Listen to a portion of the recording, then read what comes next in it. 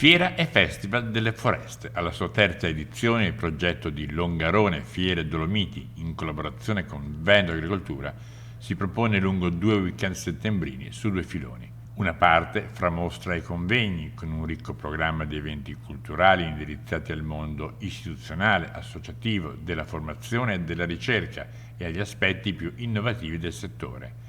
Dall'altra Boster Nord-Est, con il meglio della meccanizzazione forestale e dimostrazioni dinamiche. Lo scopo è quello di richiamare la centralità delle foreste e di tutte le attività che girano attorno alle foreste, quelle che chiamiamo filiere forestali, che vanno dal legno a tutti i servizi che le foreste ci forniscono, quindi l'impatto che la foresta ha sulla nostra società, sulla nostra economia. Quindi un festival, cioè tanti incontri dove la gente parla, si confronta, eccetera, una fiera, quindi un momento commerciale, e una grande dimostrazione in campo di macchine e attrezzature forestali che ha il nome di Boster Nord-Est. La tempesta Vaia ha lasciato la sfida del ripristino del bosco e della messa in sicurezza del territorio.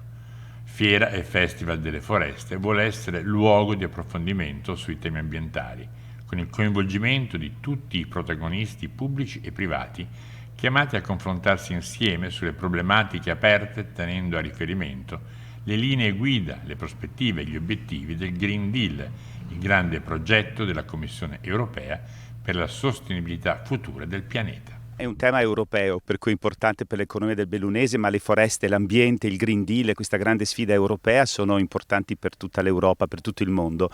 Noi vogliamo dare un buon esempio con questa fiera il fine settimana prossimo, quando avremo anche i 1600 anni del ricordo della Repubblica Serenissima. Quindi abbiamo questo fine settimana questi grandi macchinari che spostano, tagliano gli alberi, spostano masse enormi, fanno strade, li si vedranno in opera, quindi soprattutto per i più giovani ma anche per gli operatori sono interessantissimi da vedere. Il prossimo fine settimana avremo gli artigiani veneziani, abbiamo una gondola, un gondolino, un mussin, che verranno fra l'altro restaurati davanti alla gente, poi ci saranno presentazioni di libri, eventi culturali, quindi 2 fine settimana sul Cansiglio bellissimi che vi consiglio particolarmente.